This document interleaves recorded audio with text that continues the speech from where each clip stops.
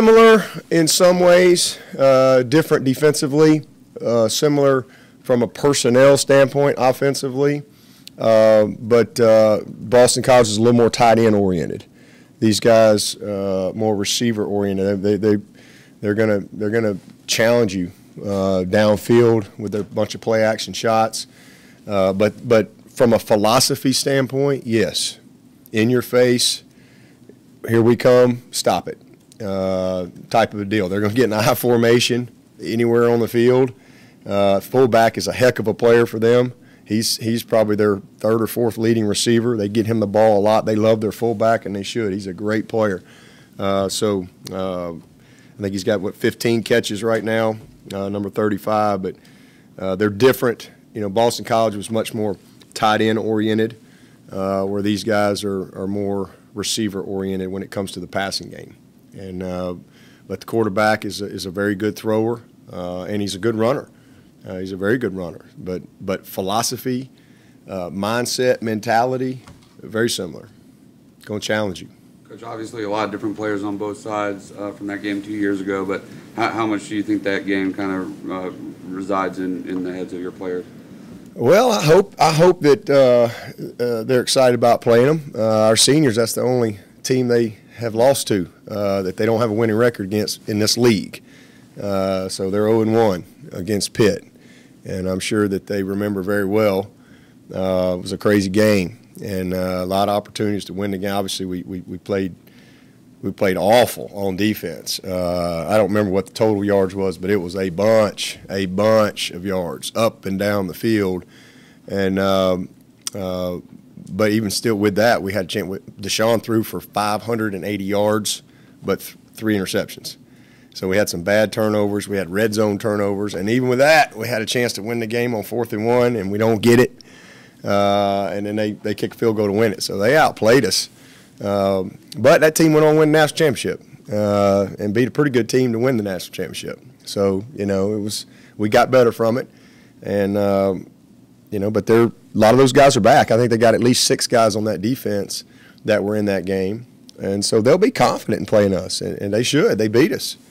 They beat us at our place. So, you know, they've already proven that it can be done. But our guys will be excited to play. You said your defense got a dose of Robitussin. How needed was that, and how much easier is it to teach from that perspective, especially after the victory? Well, I don't know that it was needed, but, you know, it happened. So, you know, you got 2 choices. You can take cough syrup and get better from it, or, you know, and own it. And move on and get better, or you can sit around and make excuses. But that's not who we are. I mean, yeah, they had a rough night the other night, but well, they've had a lot of great nights. And even as bad as we played the other night defensively, they had 2 goal line stands. So when they had to make some plays, they made some plays. And I'm talking about goal line stands, like on the 2, right there, and 4 downs. So, you know, it's not all bad. We did do a few good things, but that's obviously the worst game we've played defensively in quite a while. But you don't want to disrespect the opponent. I mean, give them some credit. They did a heck of a job, made some plays, and played really well. Had some big chunks, and that's if you're gonna beat Clemson, you're gonna have to have chunks. Or have a chance. If you're going to score on our defense, you're going to have chunks. You're not going to move the ball down the field. That's just you got to have big plays and give them credit because they got big plays. And then on the flip side of that, you know, what do we need to do better? What did we not do well? And you go apply that. So, but at the end of the day, our worst defensive game of the year, and won by 21 points. So. It's a team game. There's been a lot of games where offensively we couldn't hardly make first down, and the defense gets stop, and you know, without that you don't win those games. So it's a team game, and at the end of the day, that's what it's all about. It's all about winning.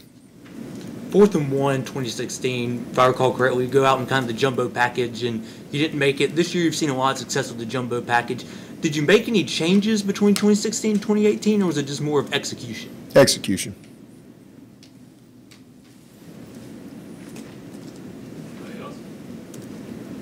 So you talked about the things that you didn't do well, that you needed to do better. What more have you seen that you need to do better on with the defense as far as that goes? Just get back doing what we normally do, week in and week out. It's one of the best defenses in the country, and just have our eyes on the right things, play good fundamentals, line up properly, communicate properly, do a better job coaching. There's a lot of things that we can do better from that one game, but the biggest thing is just be who we are and do what we've done all year long, and learn from the mistakes that we made. We do that, we'll be fine. Coach Trevor picked up a 3rd and 3 with his legs the other night.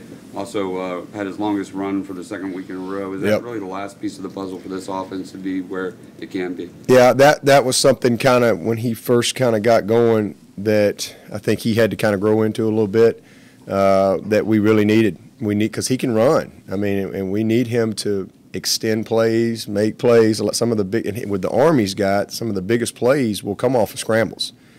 Just like the play he hit Renfro on the other day. I mean, he scrambles around, he runs over to the right, and he turns and he throws a rocket to Renfro back to the left. He's got the ability to do that.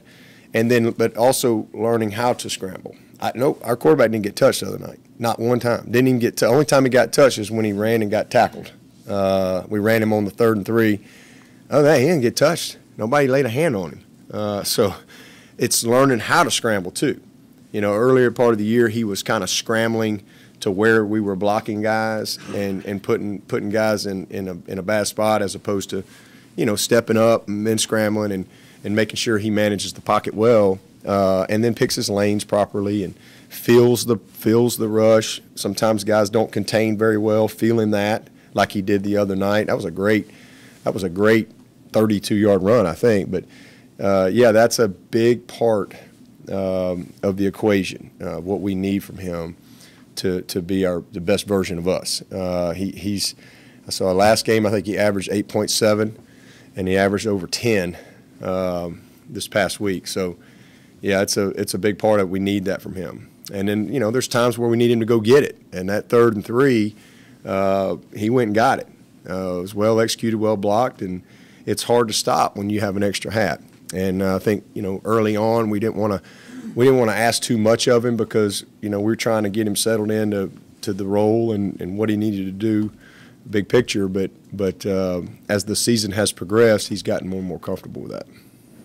We've all kind of seen and heard Brent Venables' intensity, and he even joked a few weeks ago with us that people are sometimes surprised to find out he can actually hold a normal conversation that he's not crazy. How would you maybe best describe Brent's personality and stuff behind the scenes? He's, it's the craziest. That's why we kind of call him Vinny, because, he is a little crazy on the field. I mean, he even on the practice field, he's got there's like this switch. He's one of the most intense, passionate people that I've been around. But off the field, he is, and it's kind of hard. I don't know what it's weird to say, but he's one of the sweetest spirits you'll ever be around. I mean, he has a sweet, gentle spirit. That may sound crazy to describe Brent, but because y'all just see him, eating nails all the time, but he really is. I mean, it's so much fun to see him with his daughters.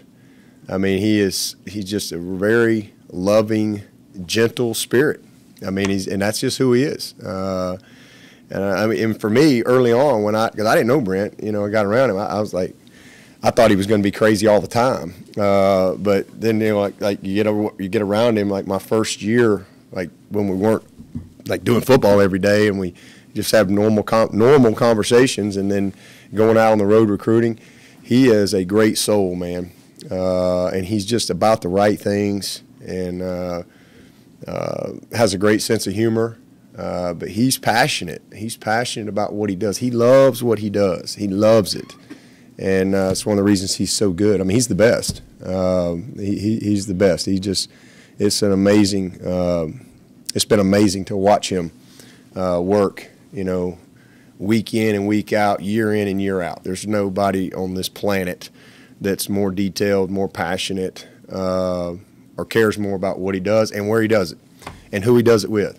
He's just awesome that way. But he's very normal, off the football field. But he's got a little bit of a switch when it's practice time, and that's perfectly okay. He's a linebacker, He's a linebacker. Who's Vinny an homage to? Is that who is Vinny? Homage? Yeah. I'm feeling. Where are you from? Do you know we're in South Carolina? What is an homage? I don't know what that means. Feeling lugubrious today. What was that other word you had? Lament. Yeah. Homage. Could you start bringing a thesaurus in here, Ross? Homage. Vinny referred to? I'm sorry. Who does he refer to? Like a superhero or something? Well, it's an alter ego. It's an alter ego. It's like he transforms, kind of like Clark Kent, like Renfro. Renfro walks around. I really believe he's Clark Kent. He looks like the most normal human being, and then he steps in that phone booth, and a lot of people don't know what phone booths are today, but back then you stepped in a phone booth, and Renfro puts his helmet on, and he turns into Superman. Faster than a speeding bullet, flies through the air. Everything sticks to his hands. Tough, So that's kind of Vinny. He's got this alter ego when he